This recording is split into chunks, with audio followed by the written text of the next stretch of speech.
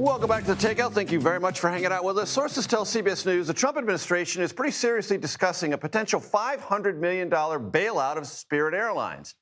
The budget airline has faced numerous financial issues over the past few years. You might remember we talked about this earlier in the program. In July 2022, it agreed to be purchased by rival JetBlue airline, but the Biden administration blocked that merger. Spirit has since suffered losses in stock price and higher debt. Now, like all airlines, it faces higher fuel costs as a result of the war with Iran. I want to bring in CBS News travel editor Peter Greenberg. Peter, what is Spirit Airlines' current financial state? It's messy and it's shaky, Major. They were in trouble way before the attack on Iran. They were already operating under Chapter 11 bankruptcy protection, not once, not twice, but a third time, and trying to emerge. The trigger and the catalyst, the fuel prices. If you go back in time, even back to 2022, Spirit Airlines was known as an ultra-low-cost carrier, but there's nothing ultra-low-cost about it. They have to pay for fuel the way everybody else does. Their labor costs are increasing, but their only competitive edge is lower airfares. You can't do both if you can't afford it. And that's where they're finding themselves now, with their creditors unwilling to advance any more money to keep them in the air, hence their bailout request to the Trump administration. Right. And we don't know where that's going to land, and I'm not going to ask you to adjudicate that. But broadly speaking, Peter, what are fuel prices for jet fuel doing to the industry writ large?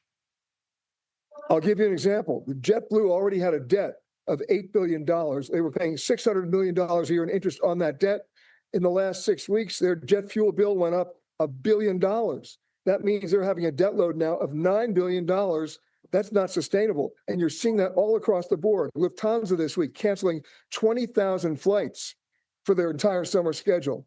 Delta canceling flights. Air Canada pulling out all their flights from Toronto and Montreal to JFK for the next 5 months. It's happening across the board as they're performing the schedule triage, because it's not just the cost of fuel, it's the availability of fuel. And there are shortages already in Asia, I have read, Peter, such that they have to ration availability. Right. You're seeing airlines basically saying we can't put these flights on the schedule because we have no idea where we're going to get the fuel. That's what's explaining the schedule triage. But there's one more thing that's compounding this and making it a perfect storm. We've already seen double-digit drops already for the last 12 months on foreign travelers to the U.S., representing billions and billions of dollars of lost revenue that'll never be recouped. We're dealing with the same double-digit drop now with U.S. travelers traveling overseas this summer, year over year. That's, again, revenue that can't be recouped. A lot of empty seats on airplanes at a time when fuel prices are spiking. That's a recipe for disaster. Peter, what's the traveling public, individual, or group supposed to do in these circumstances? Well, if you're holding a ticket, for example, on Spirit, you want to hope that it flies, hold on to that ticket, because if it doesn't fly, guess what? You might as well go to a picture store and frame it.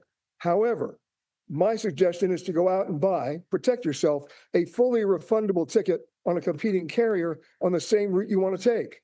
Therefore, if Spirit does fly, you refund the ticket. If Spirit doesn't fly, you at least get a seat to where you wanted to go in the first place, because the scramble for available seats won't be pretty.